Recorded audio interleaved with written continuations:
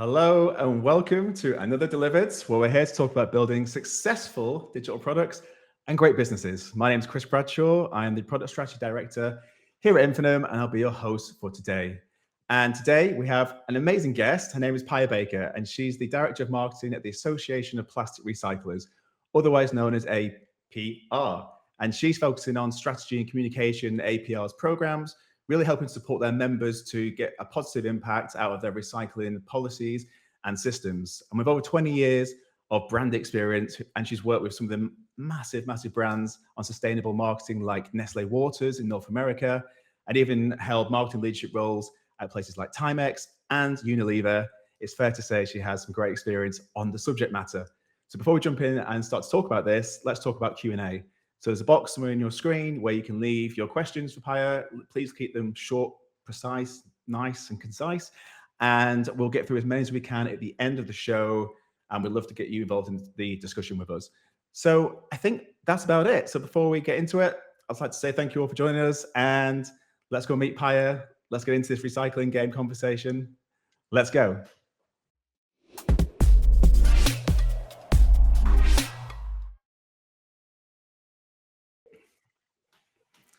Hello, Paya. Welcome to Delivered.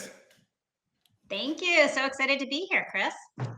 It's great to have you. I tried my very best to encapsulate everything that you've done, but it felt like it was such a small amount of time to really talk about such a big topic, but also a big career in supporting this topic and supporting brands. So I think maybe we just start with you, shall we? Let's talk about you, your career, how that's kind of evolved over the last few years in this particular topic, and what I think is a super important industry and a very critical part of businesses these days that should be very conscious of.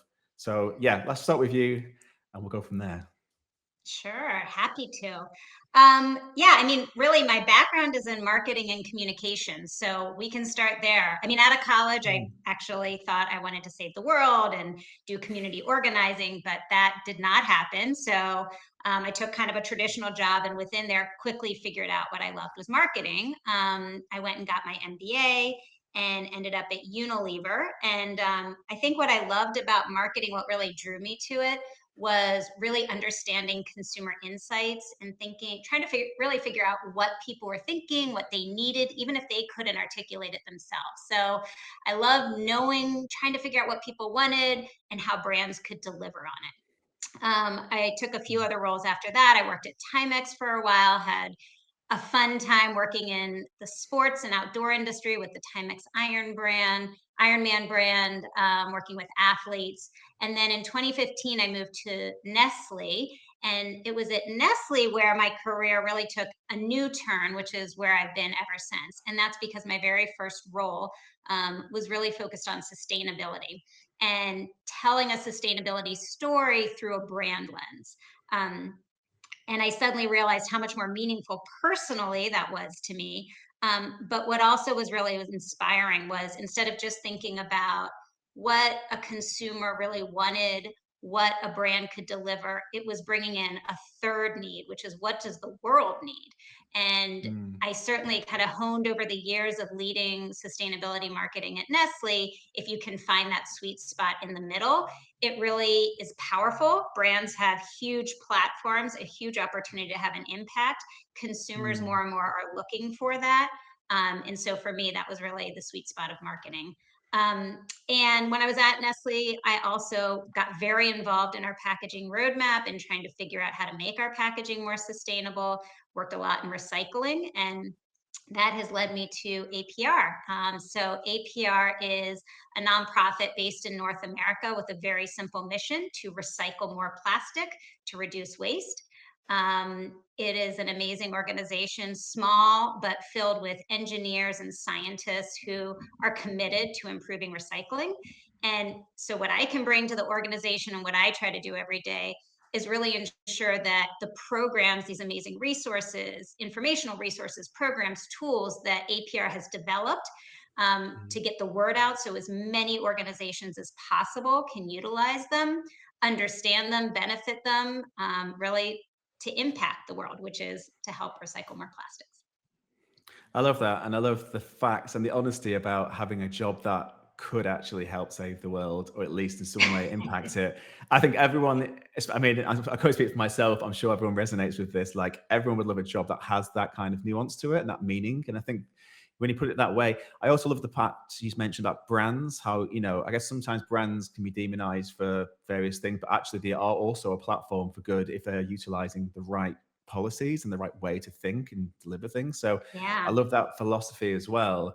And I suppose just to kind of get into it, I mean, the biggest question in my mind really is like, how big is like an environmental problem? I mean, like plastic waste, because I know it's something we can't escape. It's something that is what it is. It's baked into our society right now. So, like, Yeah. how big of a problem is that for us, and what can we do about that? Yeah. Plastic waste is a huge problem for sure. I mean, I would even go higher and say waste is a huge problem. I think, we are a society of consumption.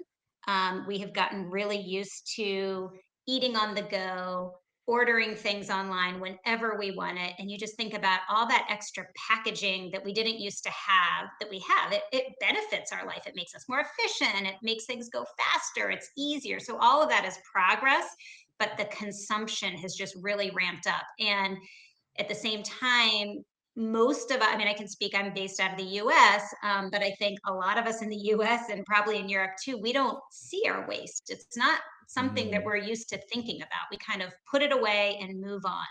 And that invisibility makes it kind of an issue. So, waste is a huge problem. It's contributing quite a bit to climate change and greenhouse gas emissions. It's contributing to environmental problems, et cetera. Plastic waste is interesting because plastic serves an important role in society. I mean, again, we get very used to it. It's lightweight, it's inexpensive, it makes things affordable. It is really critical mm, for protecting things and ensuring quality. One of the challenges with plastic is the end of life. So, again, if we're not used to thinking about where things go, we're using a lot, and plastic sits around for a long time and does not decompose, we need to figure out what to do with plastic at the end of its life. So, mm. yes, I would say plastic waste is a challenge. Recycling is a really important tool to address plastic waste. And I know we're going to talk a lot about it, but I also want to say up front, it is not the only tool, and it should never Mm. be considered the only tool for plastic pollution. Um, as a society of consumption, I think all of us need to think about, and companies really need to think about reduction. So, anybody working in an organization that's manufacturing items needs to really think about what do you need. And companies for the most part are for-profit businesses, and you do need to think about what do I need to protect a product, what do I need to attract people to see it on the shelf, but you also Mm. need to think about what do I really need from a packaging footprint, from an end of life, from a recyclability. So reduction is a key thing, and we all have opportunities to do that in our life as well, and then reuse as well. So we've all gotten used to things like reusable mugs and reusable bottles. So we need to think about reuse. But once you reduce and reuse, recycling is a really critical step to address waste. Yeah, and it's interesting because now thinking about it, not to get too philosophical in this whole show, but like plastic's like the byproduct of what our society is trying to do more and more, whether we want to do it or not. Like everyone's trying to be more, like I say, more efficient, get things done faster, make sure things get Mhm. deliver quicker, no pun intended. But obviously, it's about how do we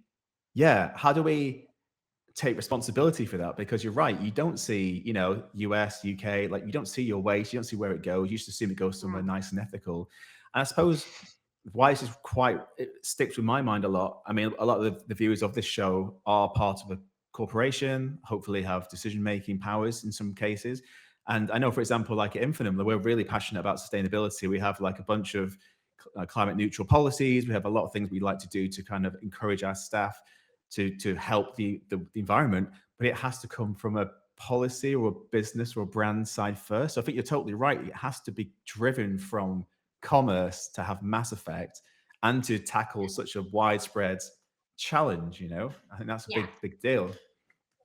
Yeah, and we can talk all about this, but I mean, I think when you think about any big societal issue, it's usually never solved with one thing. So I think, Mm, citizens, consumers, like all of us need to be conscious of it and think about our own impact. Companies play a huge role, like we say, because for the most part, they have an even bigger impact than us. And government plays a role as well. So I think regulations are going to play a big role in trying to tackle this waste situation that we have and the plastic waste crisis that we have.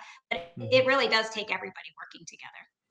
Yeah, true. I suppose just to touch on that point about, we don't see where our recycling goes and where plastic goes and our rubbish, but I think we all assume, at least I do, I assume something, but I don't really know what's true and not true.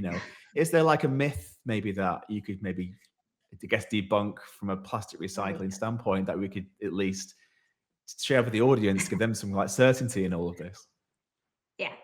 Absolutely. There's several myths, but I would say, just to be simple, if I could dispel one myth on this podcast today, I think a lot of people have seen this headline, some variation of it, only 9% of plastics get recycled. And that's a horrifying headline to read. Um, but it can be very misleading because I think when you read that, what most people think is, oh my God, so only 9% of what I'm putting in my bin is actually going to get recycled. And that's not at all what that statistic means. So, Right. real quickly, what that means is they're looking at all plastic that's produced. And think about everything we were just talking about, all the plastic that's in our life. Your car bumper, your car dashboard, the Mm. medical equipment when you go to the doctor's office, your coffee maker, your kids' toys. We have a lot of plastic in our life that is not stuff that we put in the bin. So that statistic is looking at all that plastic that's produced and comparing it to what is recycled from commercial and residential recycling streams. So I want to clarify that because a lot of these headlines have picked up steam and have caused concern, doubt, skepticism, and sadly, that leads to less people participating in the recycling process.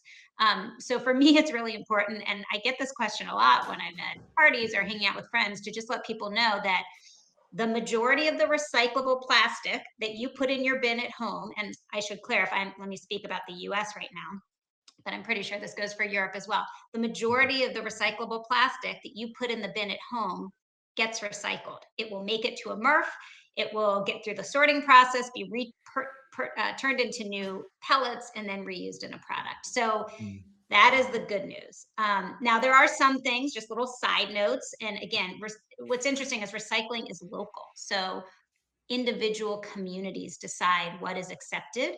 So it's Mm. important that you know what's accepted in your communities. But for example, in the US, very good rule of thumb is that plastic bottles, whether it's a soda bottle or a water bottle, highly Mm. recyclable. Put all of those in the bin. Put the cap on, put them in the bin. Um, Number two, plastic, which is stuff like milk jugs, laundry detergent, shampoo bottles, all of that, highly recyclable. Put them in your bin. Yogurt containers, highly recyclable. Put them in the bin. So when you think about these rigid plastics, which is the majority of the plastic packaging that we have in our life, if you put them in the bin, they're going to get recycled. One component that people should know about, again, depends on where you live, but for the majority of the US, flexible plastics, these are things like plastic grocery bags, Ziploc bags, the shrink wrap that goes around your toilet paper, should not go in the bin. There are separate programs for that. You can take it to drop off, but it gets all tangled up in the equipment, so it needs to be treated separately. But Mhm.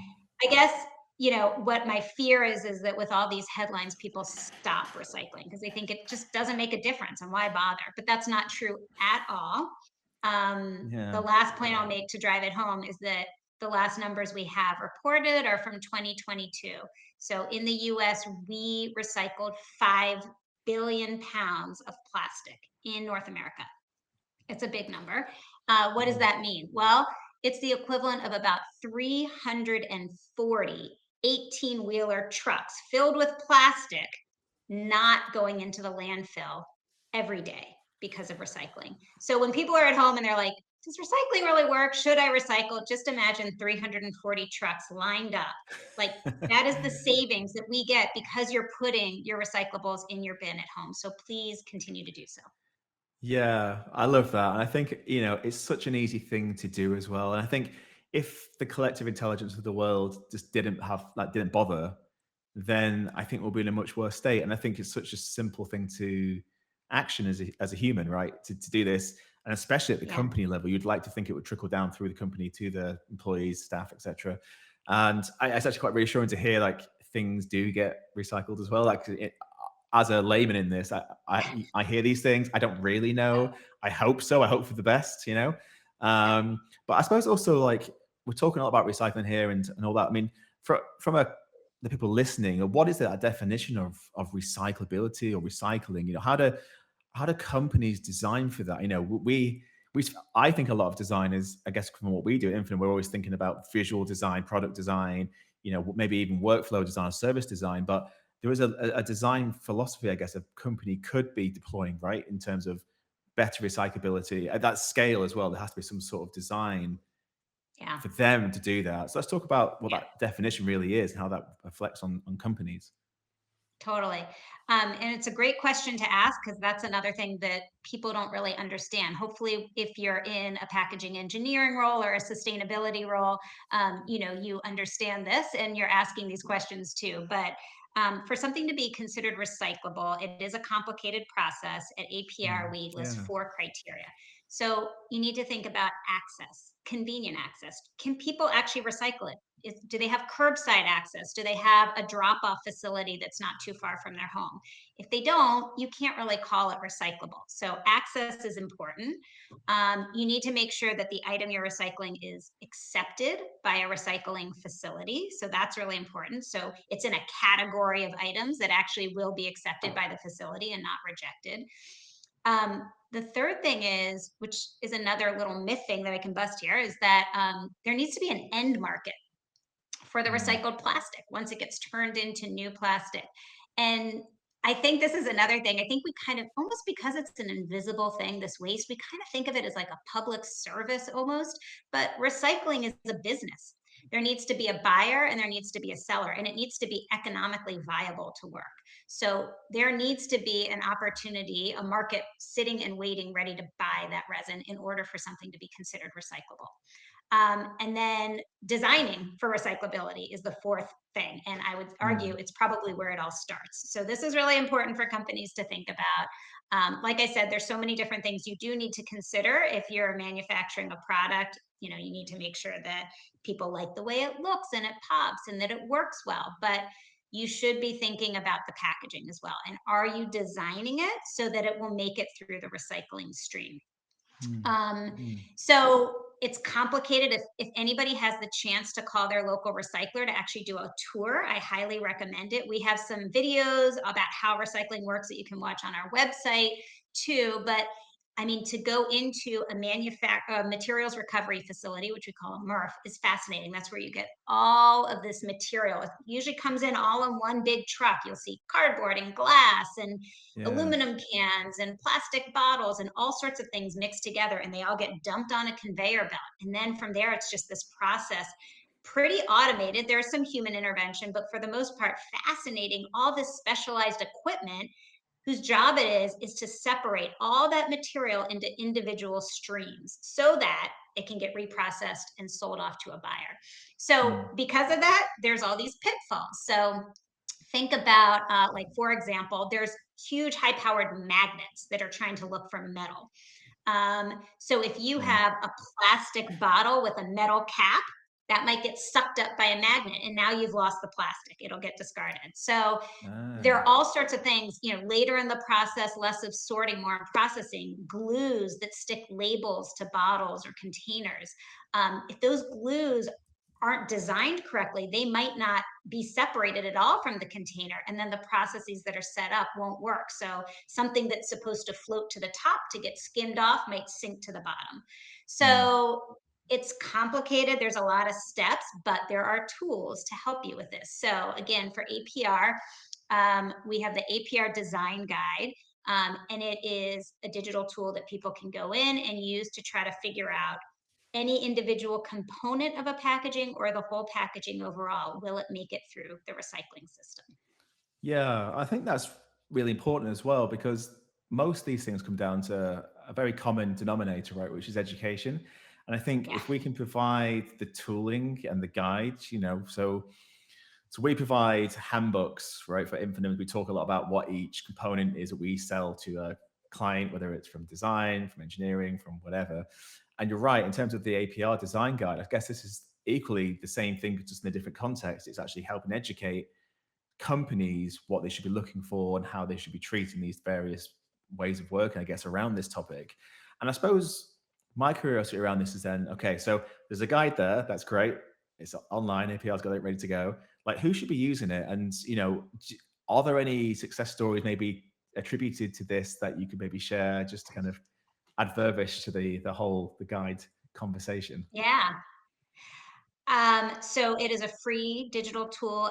Honestly, it should be used by anybody who is making or using plastic packaging, which is quite a big audience. Obviously, as a layperson, it would be a little bit more difficult to understand. So the guide itself is intended a little bit more for like a packaging engineer, somebody a little bit more technical. Mhm. But it's available on the website. And we actually recently refreshed it. We are this year our 30th anniversary of the design guide. It started about 30 years ago as I think it was like a few pieces of paper stapled together focused on PET plastic, a single type of plastic. Of course, every different type of plastic has different rules and guidelines for designing for recyclability. So it's really grown over the years through our Mm. members contributing technical knowledges, through testing, and now it's this very robust digital tool that we relaunched, like I said, at the end of last year, working with Infinum, which has been huge. Honestly, over the years as it's evolved, it's kind of been like different things tacked on and on. And when we worked with Infinum, we basically said, how can we make this streamlined and easy to use? I Mm. heard over and over from people the design guide is the ultimate source of truth. It is the definitive guide. There's nothing like it out there. And it is so hard to use. It is very frustrating to use. So we really had the task of the content is amazing, but how can we make this easier to use? How can we help people find it quicker? And so what we used to Yeah. have online is you would have to scan through all of this information looking for stuff. We had different versions depending if you liked it in tables or paragraphs, and sometimes those versions weren't always synced. um, Mm. it was complicated. So what we have now is a very simple tool. You just use a drop down to pick your material. On the side, you've got all these very simple filters, and a card will pop up giving you exactly the information you need. There's contextually relevant links in there. Oh, for this type of material, do you need a test? Click here. We'll help you find the test. Are you looking for recognized items? Click here. We'll help you find recognized items. Do you want to Mm. share it? From a transparency perspective, we added a change log so people can go in and see anytime the most recent time guidance has been updated. So a lot of huge changes, which has been great. We've gotten very positive feedback from our members. I will say, like, one very large retailer used to send people to their own version because they found ours very difficult to use. And now we've Mhm. heard from them that they're very happy with our new design guide and they're sending people back. So Love it's that. much easier to use. As far as the impact of using the design guide, it's had a huge impact, I think, because think about over the past 30 years, actually changing any given item can have a multiplier effect. So if we can help people Mm. identify a problem with a piece of packaging and suppliers identify a solution, that could be millions and millions of items over the years that are now recyclable because they're following this stream. And Mm. when I first joined and was trying to understand this, I think one item that stood out to me the most is black plastics. So Mm. because of one of the pieces of equipment on this conveyor line are these optical cameras that are looking for plastics, and black plastics are not recognizable by this camera. And so often you had a black plastic bottle going down the line, it wouldn't get picked up and might not end up in the right stream, might end up discarded.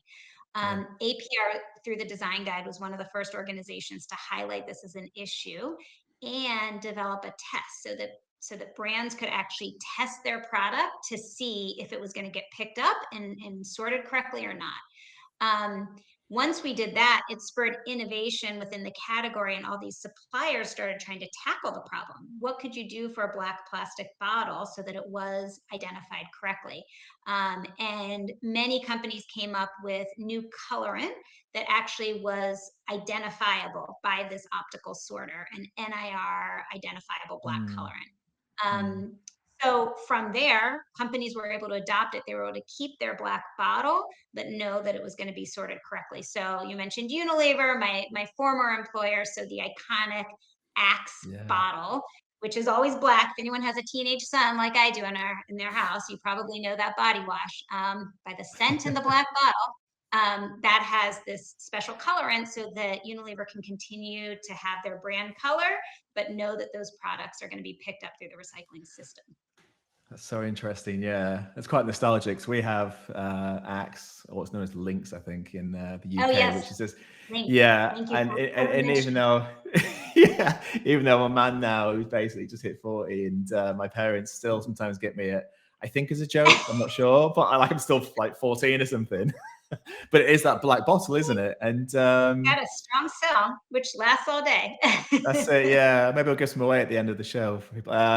Anyway, the point is, yeah, what I love about this, the design guide for sure is a solution to education to guide people into something to help them do a positive action from the Yeah, education. But I think this is STEAM. This is what I think I love by doing this show. I speak to all manner of industries, but most of it comes down to yes, education, but just like user experience as well, which yeah, can seem like quite an industry agency buzzword or design buzzword, but it is like that connection between people and product yeah, is so integral. And also combine that with the wrapper of education, that then gives some real like purposeful impact from these kind of products. Like you're saying about the design guide, like, it's online, it's free, and open sourcing that to people to have access to that. I think is such a great, commendable way to look at things, especially in this topic when it is literally trying to help save the world in some way. It's a beautiful thing. So, I mean, yeah. I suppose, I think the user experience is so critical too. I agree. And as a marketer, it's probably what I enjoyed the most out of the project because you're getting inside the head and like how are people going to use this? What's going to run? What yeah, problems are they going to face? What makes it easier? And the user experience for any new website or any digital tool is so critical. yeah, so true. And that, like, kind of like the artistry of making something easy for another human is the thing, isn't it? Because if it is easy, then they can action it. And like you're saying about recycling, it's a collective thing that we all should be doing anyway. So it's like if it makes that process easy and then knows how to do that easy, great. Like, I think that's great. I mean, you beautifully. My question was going to be about the UX side of things, but you've already like beautifully said how it's kind of given that kind of nice, accessible way of like using this design guide for everyone, really. So I love that. Yeah, And yeah. I, I I was going to talk a bit about certification as well, actually, around this, because I mean, Mm, just from some of the research we was doing prior to the call, because I know obviously as APR, beyond the education standpoint, it's like it has a program that helps the companies that you work with to kind of get this third party certification. For yeah. the note I have here is for post consumer recycled content, PCR. So Kind of a what is, mouthful. Yep. yeah, what does, yeah, rolls off the tongue. But what Yeah. is that about, and what does that mean to be certified? And kind of what benefit would that bring brands to have that as a like an accolade to add to Yeah. their brand's achievements? Yeah, so let me start with the beautiful name of Post-Consumer Recycled Content Certification, PCR certification. So what is PCR, first of all, and then why do you need it certified? So PCR basically is what most of what we focus on at APR. Post-consumer recycled content is essentially all the stuff that has served its useful life and then it needs to get recycled. So it's all that stuff that you're recycling in your own home, it's stuff that you're recycling on the go. It's also stuff that companies are recycling after they've used. So think about, that pallet of Axe body wash going to a Target. It's, wrapped in all that shrink wrap. When you cut that off and put it to the side, that's now post consumer because it's served its purpose. Now, Mm. there is other type of recycled content, post industrial recycled content. That's stuff like when you're on a manufacturing line saying you're making this big sheet of plastic because you're turning it into packaging and you're trimming the ends so that it's a certain shape, all that little stuff that falls to the floor, you can grind that back up, melt it down, put it back into your next batch of packaging. That's post-industrial. And the reason post-consumer is so important at APR, and I think it's important to the world, is that post-industrial is pretty easy to use. It's clean. It really hasn't gotten dirty. Hasn't really left the factory. Mm. There's a market waiting for it. It's already kind of got its own infrastructure being used very simply. Post-consumer is what is going into the landfill today. It's what's going into the environment today, and it's what we need a solution for. So Mm. all that's to say, the reason we are very focused on PCR, and frankly, most governments are focused on PCR, and us as consumers should be making sure anything we're buying with recycled content is PCR, is because that's what's actually solving the problem. And it needs help. Recycling, like I Mm. said, it's working. It can work so much better. We need to collect more PCR. We need more companies to put PCR into their packaging instead of new plastic. Yeah. So, because of all of Yeah. that, APR has a PCR certification program. The intent is to create transparency so buyers and sellers can trust each other. They know what they're actually buying comes from post consumer sources. There Mm. is, it follows chain of custody along the way. It works off of ISO standards and guidelines so that everything is compliant, clear, clean. Um, who should use PCR certification? I would say any company that is buying PCR, ask if you can get PCR, certified PCR pellet or flake or packaging. Yeah. Um, and anybody producing PCR, think about getting it certified for that transparency. And again, Yeah. the whole Yeah. point is to build a robust and stable market and to comply with a lot of regulations that are coming up, because is a growing number of laws being written into the books, that companies need to actually use PCR and packaging in place of virgin. Mm. Yeah, it's interesting too, because I imagine even the generational demands that I guess consumers will start to expect now is a more of a standard are probably growing in this side of things. So, if I was to start my Chris Co who does soft drinks, or I'm a competitor for Axe, my own body wash, like of course I would want to make sure that it appeals to a younger generation to kind of have that profitability over time, to know that they are vested in it, they understand my company's like ethically, packaging things. And I'm using recyclable packaging design essentially as part of that equation.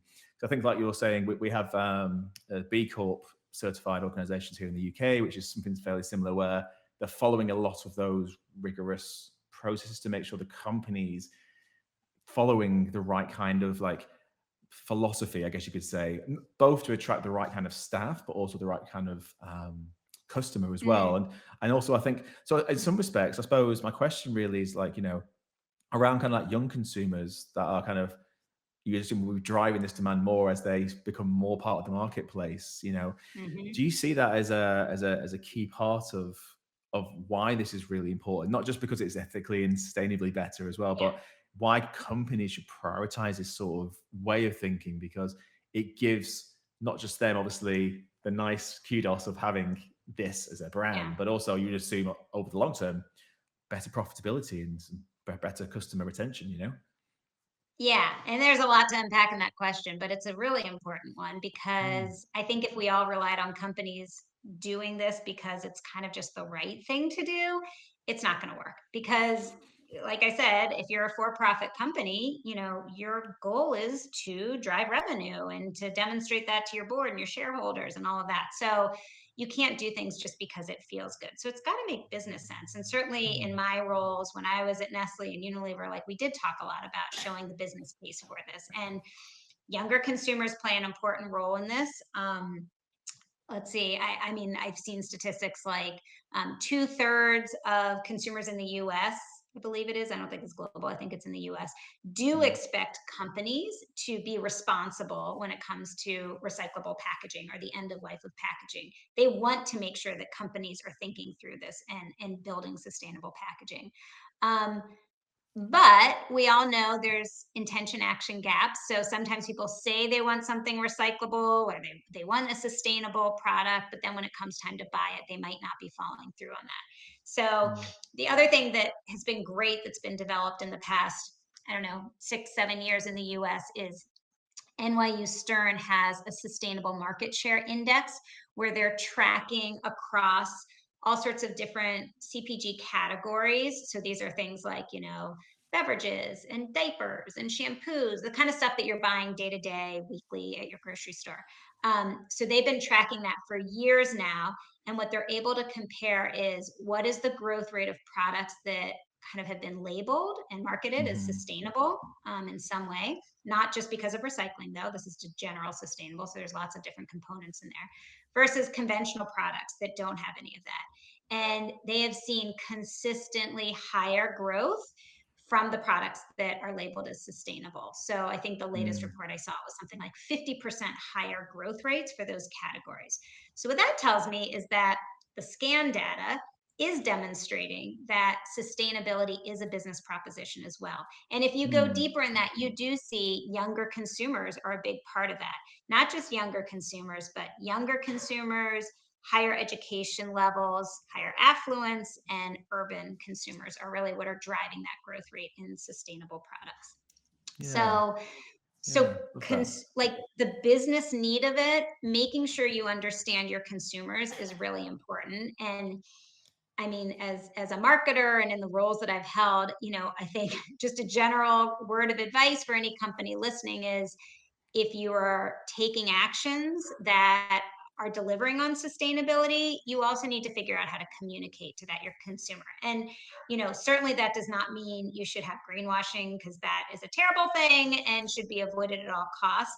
On the flip side, you shouldn't be afraid to tell your story, because if people Mm. don't know what you're doing, they can't vote with their dollars and buy you on the shelf because of that. So it is finding the right balance of how do you tell the story in a way that works for your brand, that's meaningful to your consumer, and that supports the actions that you're taking. So Yeah. all of that's really important. And then, but what I would say is that two other things are really important for why companies should be thinking about specifically getting back to recyclable packaging and recycling is um, companies today are their own source of recycled plastic. So they will be their own biggest supplier of recycled content, which again is going to be legislated more and more. So if Mm. you're a company sitting around thinking, I have to start using 10% recycled content in my packaging, or 20%, or 5%, or whatever it is in the coming years, where am I going to get that? Well, if you're not designing your package to be recycled, then you're not contributing to that supply of recycled plastic coming back. So, very important for Mm. companies to think about that. And then lastly is just getting ready for regulations, because it will be mandated. Yeah, I was going to say, because you were saying, the power that comes from making, I guess, seismic change, yes, should be driven by corporations and brands because they have the reach. And I love that you're saying there about, you don't have to greenwash to make yourself known for doing these sorts of things, just for doing the right thing. I think And do that's it. quite a good, but you have to say something, right? To say to people like, Yeah. we are doing the right thing here, but it's not the be all and end all of the company. Yeah. And in terms of then, so you've got the corporation side, the brand side. You would hope one day they all have that baked into their policies that they have to do something. But yeah, what is, I guess, from a US standpoint, what is the regulations coming up from the government? I know this probably is a bit of a loaded question with all the changes of late, but like Yeah. in terms of what is the Well, policy? Yeah. interestingly, in the US, the majority of the recycling policy is at a state level. So certainly there is change at a state level, but actually maybe slightly less impact at the federal level with all the bigger changes that are going on here federally. Mm. But yeah, I'd say in the US, the biggest change going on, we've seen a big push in EPR, which stands for Extended Producer Responsibility. So this is the primary legislative action that's going on in the US. We have 5 states that have passed it. I should say the US is behind Europe. So if you're listening from Europe, you guys are further ahead of this. I don't know all the details country by country, but in the US, we have 5 states that have passed EPR. And essentially, what that means is, as a producer, you are responsible for the packaging once it's done financially. Mm. And so it's assessing a fee to companies, and those fees will go into a big pool that will support recycling Yeah. infrastructure, access, really help make the recycling system bigger, more effective, more efficient. So we need that right now. We still have access issues and infrastructure issues, education issues. It will tackle some consumer behavior, hopefully, so people understand what they can and cannot recycle and motivate them to get it in the bin. Um, so EPR is the most common thing, and the smart EPR policies also include incentives to use recycled content in your packaging, not just design it so that it's recyclable, but actually use Mm, recycled content in new packaging. And I'm saying those are the smart policies because, again, like I said, recycling is a business. There needs to be buyers and sellers, and it depends on not only having a supply of plastic, but demand for it as well. yeah. So that's EPR, but then there's also minimum content mandate laws that are going into effect. So let's say beverage bottles might need to have 25% recycled content by a certain date. So a lot of these laws have been passed. Many of them are in the process of kind of figuring out how to implement and when to roll out and timetables, but they have started. And Good. like I Great. said, it is critical for companies to know about what's going on, to track it, and to Mm, start preparing for it, preparing for your packaging being made of recycled materials, being recyclable, right. and tracking Yeah. the data for reporting purposes. Yeah, I suppose a good policy from the state or above is always a good way to enforce at least some change at a mandatory level, which can be a great thing, I suppose. And I guess also like around plastic as a pollution source. I mean, I suppose there's plenty of other types of issues connected to this, but I suppose from a company individual standpoint, I mean, company we talked about quite a lot because I guess if the policies are coming into play and there's incentive to maybe even have a recyclable or a better sustainable business that makes business sense, great. But from a kind of I guess like individual standpoint, what could individuals do to support this and try and again Yeah. connect with all these different companies doing good things, but then at the individual level for the listeners that aren't necessarily a CEO Yeah. of a business or a change maker, what could they do? Well, like I said, so model, if your listeners are not familiar with it, which I think is really important, is called the zero waste hierarchy. And it kind of shows a funnel of like, we've got all this waste up here, and here's all the steps going down in order that we should be thinking about. I find that model to be really useful because it helps you prioritize certain things. But at the highest level, you're usually talking about reduction. And so this applies to companies and it applies to individuals. Quickly, from a company perspective, do you need the amount of plastic in your product? You know, I've seen some beautiful personal care products, even food packaging that have like enormous shiny caps on them, and things that really are attractive at shelf but use a lot of plastic. So Yeah. reduction is one thing. From a consumer perspective, like think about all these boxes you're getting. If you buy a product and there's just so much packaging on it, you can think about giving Mm. feedback to that company, maybe post about it, send an email, call them and say, like, I don't want all this packaging. So definitely giving feedback. And then reduction in general, do you need to buy these things? Can you rent them? Yeah. Rental is like a whole new industry that I think is really growing and is fascinating. I've even heard about these really cool community organizations that have lending projects. So all these things that we need maybe, once a year or for a single event, do you need to buy it? Can you borrow it? Can you rent it? So these are just kind of personal steps you can think about.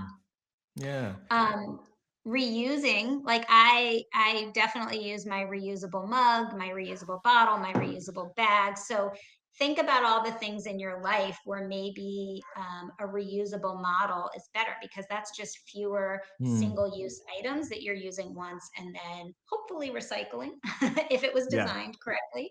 um, Yeah. so and like for me personally, clothing, and it is a little off topic from plastic, but like buying used clothes, that's a reuse. Like that's a huge thing. And we were talking about user experience. So like one of my favorite places that I buy all my clothes now is a company called ThreadUp. I think you have it in Europe too. Mhm. But it is an e-commerce site that sells used clothes. But like for me to go walk through like a giant Goodwill or a thrift shop, like I will not do, because I'm not someone who likes to shop. But I love the user experience because I can quickly look for brands I like using the little filter tools. I can find the Mm, exact size. I can figure out the condition I want, click here, and then all the items are available for me to browse. So yeah. they've created a user experience to allow me to buy used clothing that's in great quality. And so I'm not buying as much new stuff. So, that's another thing that you can do to reduce consumption, reduce waste. And Yeah, I then love that. one other tip that I would say, just having been in this industry for a while, when I was at Nestle, I used to host these little like gatherings with my colleagues, and we talked a lot about composting. Mm. So food waste is enormous all over the world. But in the US, I think the number is something like 40% of all the food we produce goes to waste. So when we talk about Whoa. having a waste problem, that's enormous. And at That's the same insane. time, we have millions of people who can't even afford to buy enough Yeah. food. So, like, shouldn't there be a system in place to figure that out? I'm fascinated by food waste and tackling that. So that is Yeah. something personally you can get involved in, because I was guilty of this. Like, I would shop once a week and I would kind of forget about something in the back of my fridge and it would go to waste and I threw it away. Think about all the hundreds of millions of households that are doing that. So that's Yeah. something you can do productively. Learn to use your freezer, shop better, save those vegetable trimmings in a freezer bag, use it in stock. So just think about how you can reduce your food waste. And if you are going to have to throw something away, compost it, because it will decompose in a backyard Mm, compost, or if you have a drop mm. off or a pickup for your city. If you throw food into the trash can, it will not decompose in a landfill. It just doesn't have the oxygen, so it won't do it. And then that is contributing to greenhouse gas emissions and climate change. So food Yeah. waste is something all of us can do something about as well. That's an insane stat. So I just can't get my head around that. But also, I'm just like, oh man, there's so much that you can do, and it's so simple. Even just like the simplicity of just taking your cup to get coffee rather than keep buying and Yeah. reusing. Like, it's such a. I think when you like you say, like it's back to this education thing, isn't it? It's just if you just think about it and you're conscious of it, it's actually quite easy just to start implementing even some changes at the consumer individual level. That I'm already like, man, I need to start getting on this Yeah. immediately. Yeah. You know? It's some habit. Changing your habits is hard. It certainly is hard. But if you can try to get yourself in the habit, encourage your friends to get in the habit, you'd be amazed at how that builds up a change. And, the Mm, extra bonus makes you feel good because you're doing something good and you are having yeah, an impact. love that. I mean, usually we would ask for, information tidbits and takeaways, but I feel like you've just given us a vast amount to even think about, which I love. So thank you for that. We actually have like quite a lot of different questions to kind of go through. I've been trying to sift through some that are kind of relevant actually to what you've just been saying. So we're going to flip to the questions from the audience, Yeah. if we may, and I'll read some out and we'll see what we can do. But this first one really stuck out to me because it's quite connected to what you've been saying. So, are there any brands that are leading the way on sustainable packaging and design? And what could other brands learn from them? And there's so many brands, and there's even companies behind the brands that are working on the smaller things behind the scenes that are having an impact. Um, but I would say, brands and companies that are trying to tackle categories that are maybe not as usual. So, 100% recycled bottles, 100% recycled plastic bottles. That's great, and there are a lot of brands. When I worked at Nestle, we did 100% recycled bottles of water. It's great. There's, I think Hellman's mayonnaise does it. We have shampoo Mm, bottles. So all of that is great. Um, but I think trying to figure out how to use recycled film and making sure film is recycled at the end is a really interesting one. So I think I actually just saw an article, maybe about Sainsbury, or I think it was a European grocery store, that went away from the plastic tray with shrink wrap and started just using like a film covering around the meat. So they were trying to get rid of that tray. And they yeah, got a lot of blowback from consumers who are like, I don't want my meat shrink wrapped in this. But they kind of stood their ground and they're like, these are the reasons from a sustainable packaging perspective we're moving this way.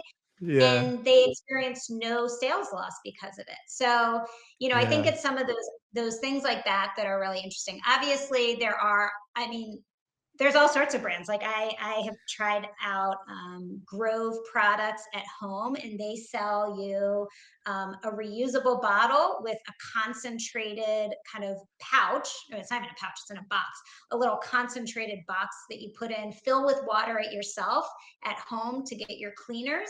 And then you reuse the glass bottle. So, that's fascinating. I'm super fascinated by reusable models, and I think there's so much opportunity to scale that. There's some delivery systems in the US, like Deliver Zero, that's trying to come up with ways where restaurants, when they do takeout, can use a reusable container, and then there's a supply chain to collect it and wash it and get it back. I mean, I don't know about you, but I have so many containers stacked up from my, like sushi takeout weekly that I Yeah. don't want, and sometimes I remember to bring my Same. container, sometimes I don't, but like Yeah. that kind of packaging innovation to me is fascinating. So a mix of reusable and reduction and recyclable, all of that. There's a lot of good stuff happening. Well, I'm actually going to go later to Sainsbury's for something, so I'll be looking out for all of Look this for the meat. stuff. I was just Yeah. laughing. I was laughing to think, like, who complains about how the meat's been packaged and wrapped? I don't know. People must do it, but I'm going to look later, Yeah. so I'll be looking out for this. Yeah. So I'm also going to.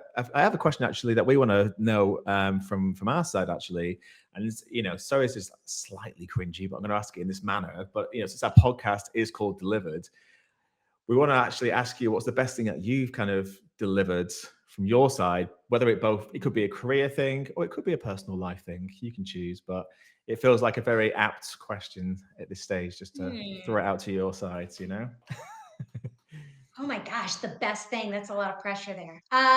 We like to end it on the high. Yeah. I mean, I'm so grateful when I got to Nestle that I was assigned to work on this project, my very first job, because I do think I am someone who's always had sustainability deep within me. I hadn't quite thought about it. I'm somebody who spends a lot of time outdoors. Probably was a little crunchier in my youth, and so finding that intersection with my career was so fulfilling. And I think because it's always top of mind for me, and I kind of live it and breathe it, and personally really care about it. I think just having found the path and that intersection of marketing and communications and brand strategy combined with sustainability has probably been my biggest impact overall. So just being able to show up and bring my passion to every project that I work on, because I believe it, and it definitely brings me joy. Yeah, I love that. What a nice way to kind of wrap up this whole episode. That's such a nice way to put it. So look, thank you for all the insights on this. There's so much to, unpack and digest, and all the good things around this. There's so much. Where can people, obviously we talked a bit about APR, where can they find you online and the good work that you and the team are doing? Yeah. So plasticsrecycling.org is our website for APR. A lot of free resources and great resources on there to understand recycling, and also tools to design packaging for recycling and get certification for recycled content. Yeah. And I'm on LinkedIn. If anybody wants to connect, please reach out. Love that. Paya, thank you so much for all the knowledge, and keep up the good work. It's very Thanks, much Chris. important work. So thank you for Keep your coming eyes and joining out us and for some Delivered. sustainable packaging when you go shopping tonight. You can count on it. That's the first thing I'll be doing. I'll be doing that. So All look, right. hey, thanks so much again. And thanks for being on Delivered. Yeah, thank you. Great to be here.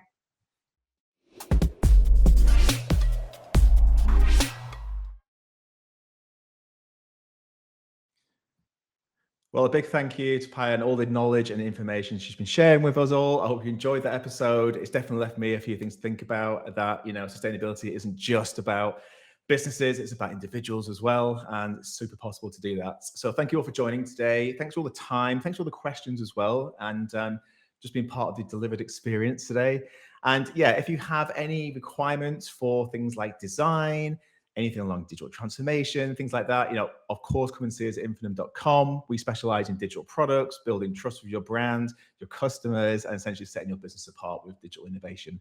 And if you want to basically hear anything else about Delivered, a newsletter, past episodes, upcoming episodes, anything like that, go to infinum.com/delivered, and everything's there just for you.